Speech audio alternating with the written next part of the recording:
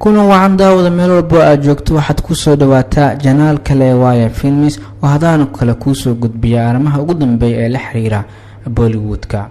haddaba muuqaalkana maanta waxaan ku soo qaadanaynaa filimka weyn ee abaalmarina badan lagu qaatay ee uu lahaa directorka weyn ee Sanjay Leela Bhansali lana daawada sanada 2013 sidoo kalena ay wada sameeyeen labadan nolosha dhabta ah isku doortay ee Ranveer Singh iyo Deepika Padukone ee Ram Leela oo aan kaga hadlayna xidigada caanka ee filimkaas iska digida ee loo soo bandhigay inay filimkaasi sameeyaan.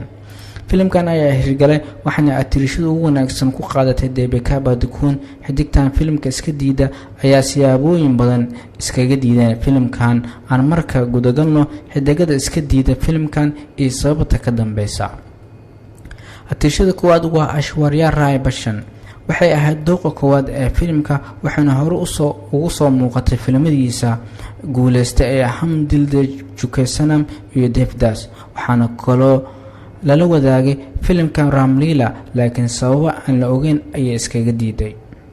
xidig labaad waa Ranbir Kapoor. sida wararka ay sheegayaan Bhansali ayaa rabay inuu mar kale la shaqeeyo Ranbir Kapoor oo u dhiibo Ram Leela laakiin xidigan ayaa wixii ka dambeeyay filimkiisa Waariyaha iska diiday in uu la shaqeeyo Sanjay Leela Bhansali. xidigta saddexaad waa Kareena Kapoor Khan. xidigtan ayaa filimka la wadaagay ka hor Deepika Padukone laakiin waqtiyada ugu dambeeyay ayay filimka iskaga baxday iyadoo kuma marsiyootay in filimkan aan wax laga bedelo.